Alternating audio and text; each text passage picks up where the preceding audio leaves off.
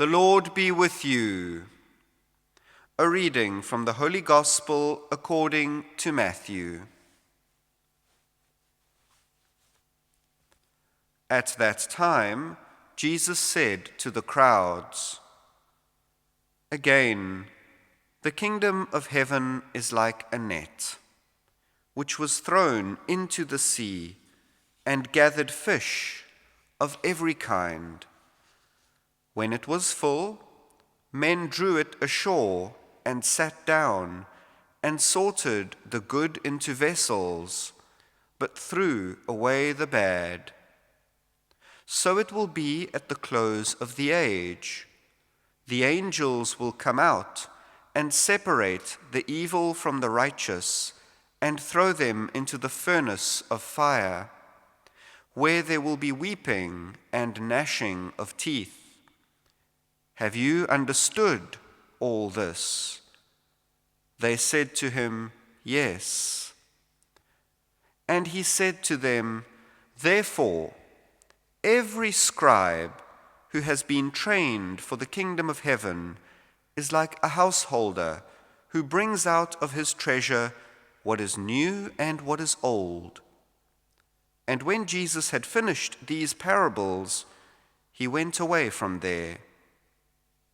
The Gospel of the Lord.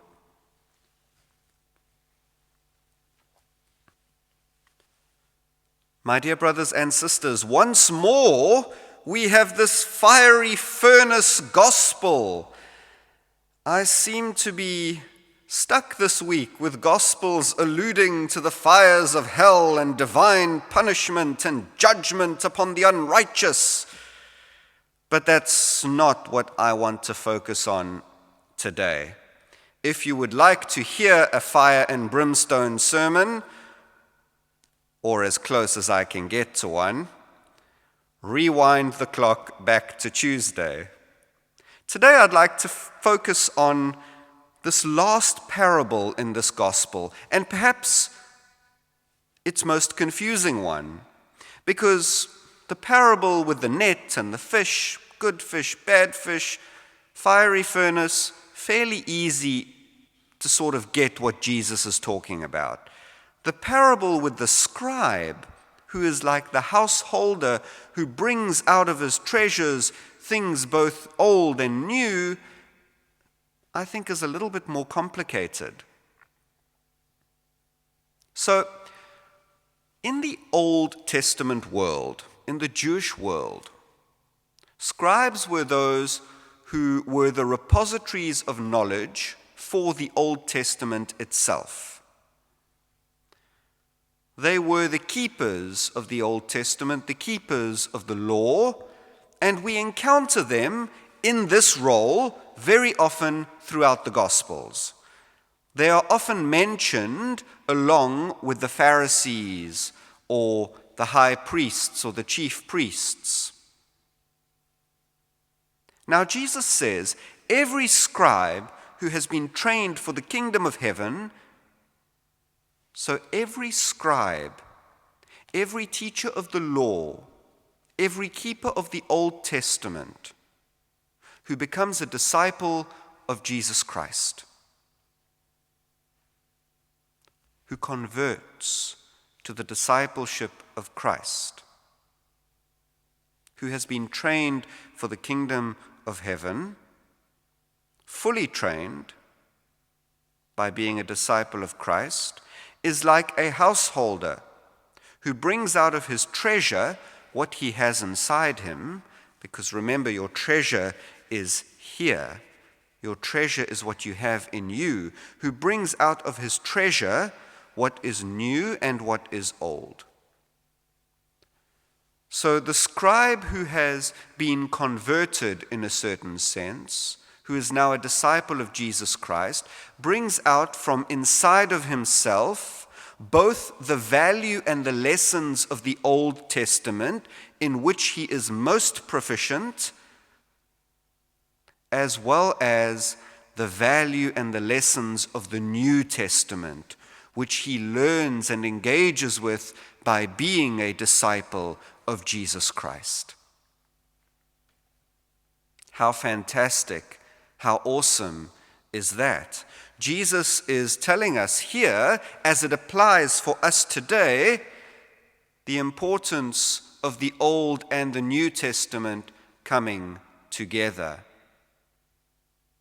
I've said in a homily before that as Catholics, we tend to focus almost exclusively on the New Testament. We look at the Gospels and the life of Jesus Christ.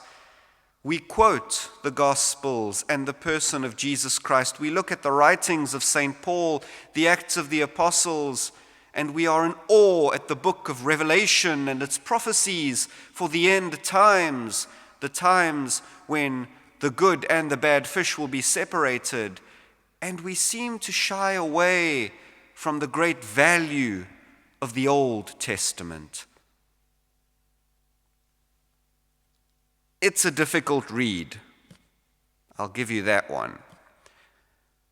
But it has great value, and it complements the New Testament.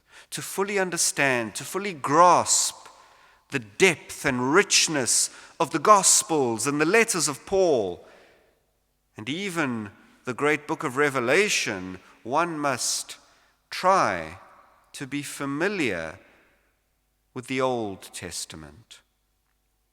And so, my dear brothers and sisters, focusing on the second parable in the Gospel today, this parable which is a little more complicated to understand than the first parable, let us keep in mind to bring out of our own treasure what is both old and new, to familiarize ourselves as best we can in our own time, in our own way, with what is in the Old Testament and, of course, with what is in the New Testament, so that we may have a broader understanding of our Christian faith, so that we may have a greater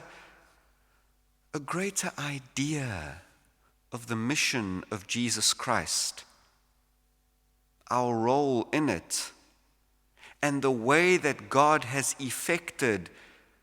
brought about salvation history all the way from Genesis through the Gospels, the letters of St. Paul, and into our own lives today. Amen.